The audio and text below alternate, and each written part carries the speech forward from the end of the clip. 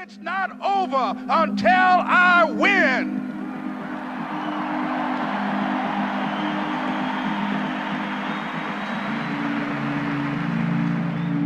Repeat after me, please. It's possible. I can live my dream. It's necessary. I work on myself. Surround myself with winners. Become creative. It's me. I've got to make it happen. It's not over until I win. The next thing that's important to know, yes, it's possible that you can choose your future and direct the course of your life as you run toward your dream. It's necessary that you have goals, that you write those goals down, that you plan, that you think constantly of how you can begin to improve what it is that you're doing. If it's your presentations, if it's your recruiting skills, whatever that is, it's also necessary that you look for ways to always find a way to pull it out when everybody else thinks that you're defeated. That you've got to take personal responsibility to know that in order to become successful, you've got to make it your personal business to do it. But the next thing, ladies and gentlemen, I want to share with you that some of you already know that it's hard. It's not easy. It's hard changing your life. It was hard when just over 3 years ago in the Penobscot building in Detroit, Michigan, where I was operating my business, and I fell on some hard times, and I was sleeping in my office. It was hard coming into the lobby, and the security said, "Excuse me, Mr. Brown, can we see you for a moment?" And I said, "Yes." And I walked up to the counter, and he gave me an envelope. And he said, "Would you mind reading it here?" And I opened the envelope, and the envelope was from management that said, "This is an office tower. It's not a hotel. Please do not sleep in your office." And I said, "Excuse me, sir." I said, "I just work long hours in creating my business. I'm an entrepreneur. And right now things are bad for me, but they're not going to be this way always. And I just asked for the opportunity to continue to operate like I'm doing. I'm not trying to make this my home." And it was hard coming through the lobby. And sometimes they would laugh. There's a guy talking about becoming successful. And look at him. He's bathing in the bathroom upstairs on the 21st floor. He sleeps on the floor. Him and 2 other dreamers up there. Look at him. It was hard, ladies and gentlemen, coming to speak to people. And I was facing financial difficulties in my own life. I was behind on my bills and my dreams, and I'm saying to them, you can live your dream. It was hard, ladies and gentlemen. It was very difficult to pick myself up each day believing that I could do it. There were times that I doubted myself. I said, "God, why is this happening to me? I'm just trying to take care of my children and my mother. I'm not trying to steal or rob from anybody. Why did this have to happen to me?" It was very hard. And here's what I want to say to you. For those of you that have experienced some hardships, don't give up on your dream.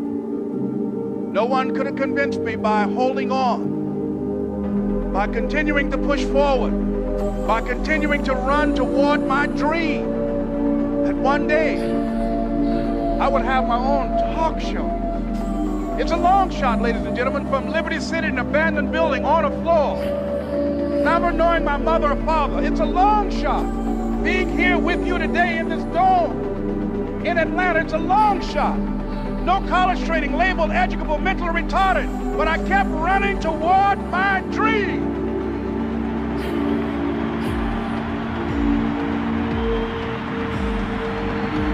Don't stop.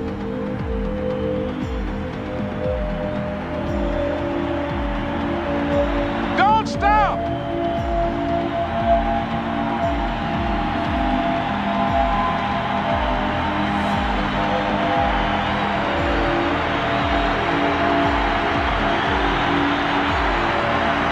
Stop running toward your dream.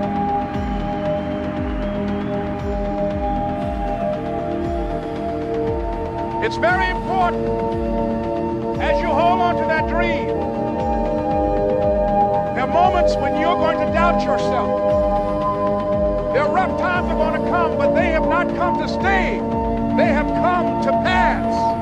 It's very important for you to know that. Don't say I'm having a bad day.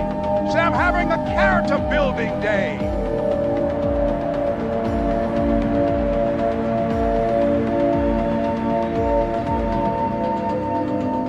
It's very important for you to believe that you are the one to make this happen. I remember this high school teacher, Mr. Leroy Washington, at the end of school one June, it was just a few days before we were supposed to leave, and I just got my report card, and it indicated that I'd failed history, and I'd failed English, and I would have to go to summer school. And I was feeling within myself that I was a failure, that I'm slower than most people in getting paperwork, and I was feeling down on myself and very negative. And Mr. Washington was giving a speech to the graduating seniors, and I was in 11th grade. And even though I wasn't supposed to be in there, I went in there because the speech he was giving, that speech was for me. And as he talked, my heart began to beat fast. Tears began to run by my eyes, and I was in the back just listening to him, because he said, and he was a very dramatic man. I still talk to him to this day. He said, as graduating seniors of Booker T. Washington High School, I want you to know that you're blessed and highly favored, and that as you go toward the future, begin to know that you have greatness within you. And if just one of you here begin to envision yourselves as being blessed and highly favored to reach your goals, if just one of you capture the essence of what that means, that you have greatness within you and a responsibility to manifest that greatness, that you can make your parents proud, you can make your school proud, you can touch millions of people's lives, and the world will never be the same again because you came this way.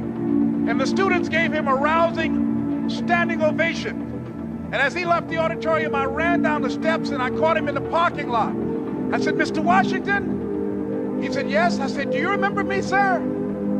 He said, no. I said, my name is Leslie Brown. My mother, she works in the cafeteria here. I'm one of the twins, Leslie and Wesley.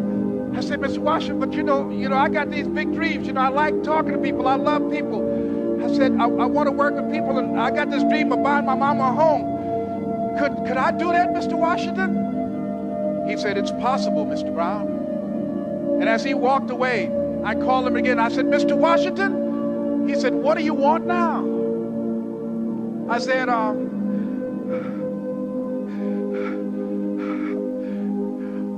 the one, sir. I said, I'm the one. You remember me, sir. I'm Miss Mamie Brown's boy. I'm the one. I'm the one.